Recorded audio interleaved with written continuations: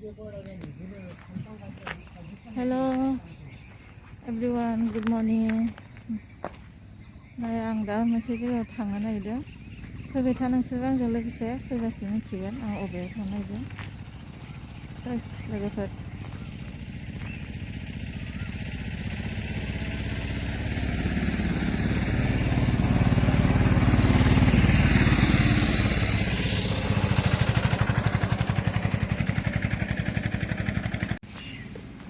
मोनफैबाय आं लोगोफोर दहाय आं मोनसे जायगायाव थांगोन होननाया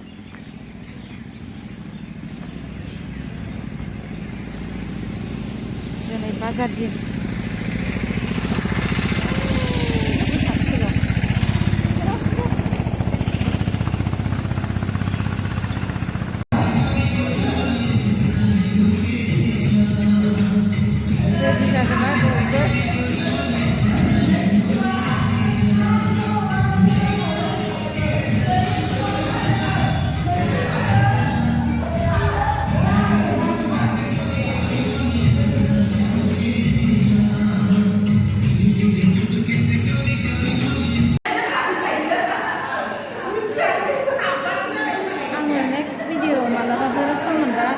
जोंनि कर्सनाव सोंनानै पारमिसन लानानै एक्सारसाइज खालामनांगौ नोंसिनि गेजेराव लाबोगोन ससेबाबो आङो कर्सनाव पारमिसन लादोंमोन कर्सनाव पारमिसन लायोबा आरो गाज्रि मोननो हानाय मानो होनबा आं सानो आरो गाज्रि मोननो खोमानो आं कर्सनाव पारमिसन लागोन बिनि उनाव आं एक्सारसाइज खालामनायखौ लाबोगोन भिडिअखौ अननानै नायलांदो भिडिअखौ मोजां मोनदोंब्ला अननानै लाइक शेयार साबस्क्राइब खालामना हो हेलो मेडाम एसे अननानै माबा मोनसे बुंना हो रायजोफोरनि थाखाय जोंनि पिकनिकनि हेल्पनि थाखाय दिनैया 30 मार्च ना दिनै बावलायलांबाय रायजोफोरनि थाखाय एसे मेसेज होना हो गासैबो फै आइनिफ्राय बे फिटनेस सेन्टाराव फैबोला फिसा फिसौ हिन्जावफोरनि बेमारफोरा हामो बेनिखायनो गासै आइजोफोरखौनो फिटनेस सेन्टाराव जइन जानो थाखाय खावलायनाय जाबाय गोजोन्थों मेडाम फोरमायनायनि थाखाय बयबो नायदो नोंनि चेनेलखौ साबस्क्राइब खालामनानै होदो बयबो लोगो गोजोनबाय बिथांनिसिम रेस्ट लाबाय बिथांमोना एक्सारसाइज खालामनानै बिराद मेंबाय बेसराफोर नै खिरखिजों खालि सोनारलायनानै दं बेसेबा मेंबायनो सासे मबाइलाव बेस्थ'थार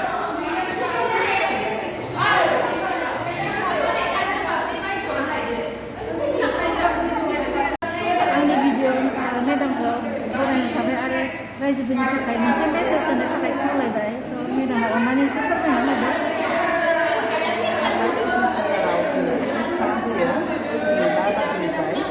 जोङो दा 1 घन्टा खालामखांनानै जिरायदों आरो ओमफ्राय बेखौ खालामखांनानै जोङो सिगाङाव खालामफिनगोन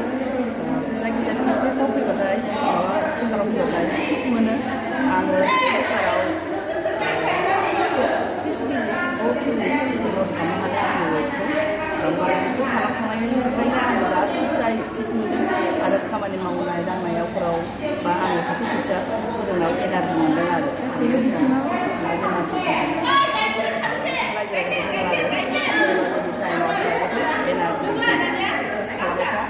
फिट थायो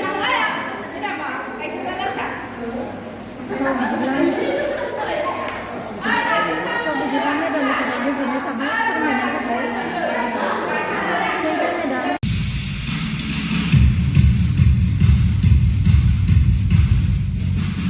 लोगोफोर आंनि भिडिअखौ नायनानै मोजां मोनोब्ला अननानै लाइक शेयार साबस्क्राइब खालामना हो स' आं बेयावनो आंनि भिडिअखौ फोजोबनो सानबाय गोजोनथोंसै love you all, bye bye 1 2